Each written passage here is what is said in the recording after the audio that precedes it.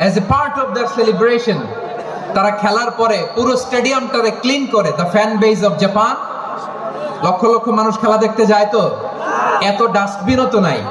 তো যারা ডাস্টবিনে জায়গা পায় নাই তারা এই যে চকলেটের প্যাকেট, পানির বোতল, চিপসের প্যাকেট তারা এদিকে সেদিকে রেখে দিয়েছে।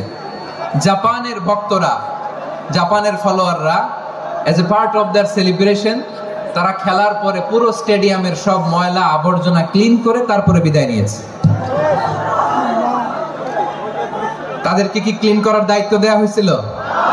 এই যশোর, জাপানের যে ছেলেরা খেলা দেখতে গেছিল ওদেরকে কি ক্লিন করার দায়িত্ব দিছিল?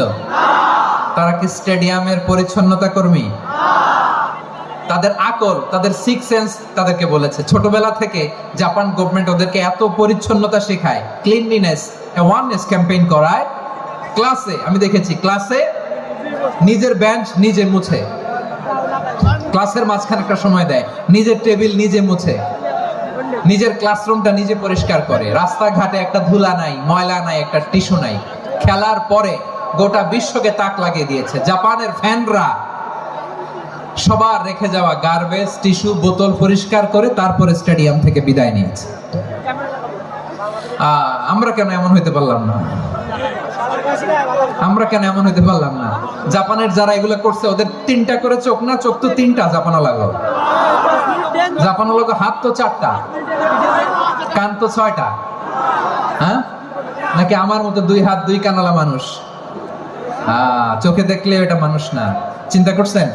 তার মানে জাপানিজদেরকে যে গ্রুমিং করে শিখানোর মাধ্যমে পরিচ্ছন্ন বানানো গেছে। ওরা যেমনি মানুষ, আমরাও মানুষ। আমাদের সন্তানদেরকে শেখালে তারাও পারবে। পারবে কিনা? 2 নম্বর উদাহরণ বলি। চট্টগ্রাম ফেনীতে যারা গিয়েছেন, মেঘনা গুমতি ব্রিজ প্রকল্প নাম শুনছেন? মেঘনা একটা ব্রিজ পার হওয়া লাগে। এই মেঘনা গুমতি, এখানে 3টা ব্রিজ কাঁচপুর সহ, এই 3টা ব্রিজের নির্মাণ কাজ, রেনোভেশনের কাজ দেওয়া হয়েছিল জাপানের একটা কোম্পানিকে। কাকে?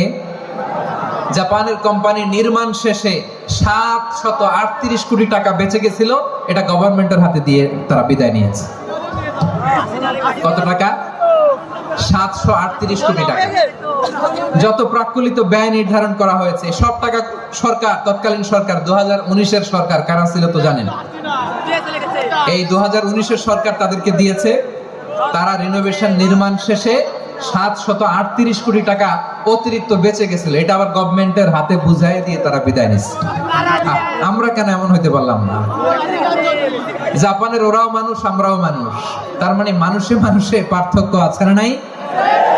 আচ্ছা, জাপানের 2টা উদাহরণ দিলাম, এবার আমার দেশের 2টা উদাহরণ দিব না? বাংলাদেশের 2টা উদাহরণ দিই। 1 নম্বর উদাহরণ, গত সপ্তাহে আপনারা জানেন কক্সবাজার আমার একটা প্রোগ্রাম ছিল, তো হেলিকপ্টারে গিয়েছিলাম। ফেনী জেলা যখন পার হচ্ছি আমি দেখলাম 3টা উইন্ডমিল। উইন্ডমিল চিনেন তো? বিশাল পিলার, 3টা-4টা পাখা থাকে। বায়ু বিদ্যুৎ কেন্দ্র, বাংলাদেশের প্রথম বায়ু বিদ্যুৎ কেন্দ্র এটা। মুহুরী প্রজেক্ট বলে এটা সম্ভবত, মুহুরী প্রজেক্ট। তো সাগরের বাতাসের ঝাপটায় এটা ঘুরে এনার্জি হয়, ইলেকট্রিসিটি উৎপাদন হয়। তো আমি পাইলটকে বললাম, ভাই এগুলো থেকে কেমন ইলেকট্রিসিটি উৎপাদন হয়? কয়, হুজুর একটু হয় না, কিছুই হয় না। কিছুই হয় না মানে? বলে, হুজুর বাংলাদেশে যত উইন্ডমিল আছে এটার পাখা একটাও ঘুরে না। আল্লাহ, বলেন কি? তাহলে যে কোটি কোটি টাকা ব্যয় করে যে উইন্ডমিল, কয় হুজুর ভিতরে ফিটফাট, উপরে ফিটফাট, ভিতরে সদরঘাট। তার মানে কোটি কোটি টাকা দিয়ে এই উইন্ডমিল বানায়, এখানে কিছু নাই। দুর্নীতির আড্ডাখানা, আখড়াখানা বাংলাদেশ, ঠিক কিনা বলেন? আয় রে, জাপানিজরাও মানুষ, আমরাও মানুষ। আমার এক নিকটাত্মীয় সরকারি চাকরিজীবী, উনি আমাকে বললেন, বাংলাদেশের আরেকটা উদাহরণ দেখ। উনি আমাকে বললেন যে প্রতি বছর আমাদের অফিসের ফার্নিচার চেঞ্জ করে। আমি বললাম, প্রতি বছর ফার্নিচার চেঞ্জ করে কেন? বলে যে ফার্নিচার নতুন পারচেজ করলেই তো ওইখানে টাকা, নতুন কিনতে পারলেই টাকা, নতুন উন্নয়নের সবক শোনাতে পারলেই টাকা। প্রথম আলোর রিপোর্ট। কি আলো?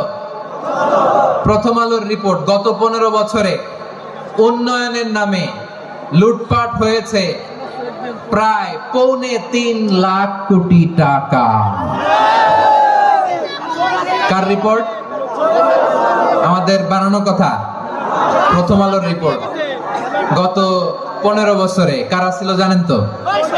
হ্যাঁ, শুধু ওনাদেরকেই দোষ দিয়ে লাভ নাই। স্বাধীনতার পর থেকে শুধু শাসকের হাত বদল হয়েছে, আমরা কিছু পাই নাই, ঠিক কিনা বলেন? শুধু ওনাদের দোষ দিয়ে কি লাভ?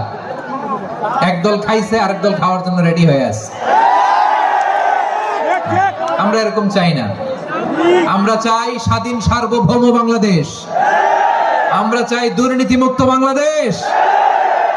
আমি নিউজটা যে কতবার বললাম, এটা কি সম্ভব?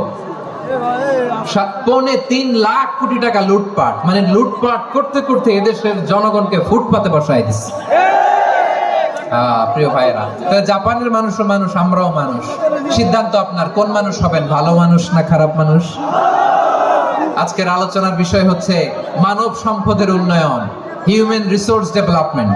It's a process to increase the capacity of knowledge, skill, capacity of the people of a country. একটা দেশের মানুষের জ্ঞান, তাদের দক্ষতা কি করে বাড়ানো যায়, বাড়িয়ে দেশের উন্নয়ন করানো যায়, এটাই হচ্ছে মানব সম্পদ উন্নয়নের মূল কথা। তাহলে মানব সম্পদ হচ্ছে একটা দেশের সবচাইতে শক্তিশালী পুঁজি। প্রাকৃতিক সম্পদ, খনিজ সম্পদের চেয়েও দামি হচ্ছে মানব সম্পদ। আমার প্রিয় যশোর, প্রাকৃতিক সম্পদ, খনিজ সম্পদের চেয়ে দামি সম্পদ কি সম্পদ? আল্লাহ তাআলা দয়া করে আমাদেরকে এই মানব সম্পদ দিয়েছেন। আসুন আমাদের এই মানুষগুলোকে আমরা সোনার মানুষ বানাই। রাজি আছেন তো সবাই? রাজি আছেন? মানুষ পারে না এমন কোনো কিছু নাই, চাইলে সব পারে। এজন্য মানুষকে তারবিয়া দিতে হবে, যথাযথভাবে তাদেরকে গড়তে হবে। আসুন আমরা সিরাতের আয়নায় বিশ্বনবীর জীবনী থেকে দেখি তিনি কিভাবে হিউম্যান রিসোর্সকে ম্যানেজ করতেন। যদি আপনাদের সময় হয়, দু একটা উদাহরণ দিয়ে আজকে আমি আমার আলোচনার বিদায় নিব। হবে সময় হবে কয়েক মিনিট? হ্যাঁ, শান্ত থাকবেন তো? শান্ত থাকবা? হ্যাঁ, ঠিক আছে। এই ধাক্কা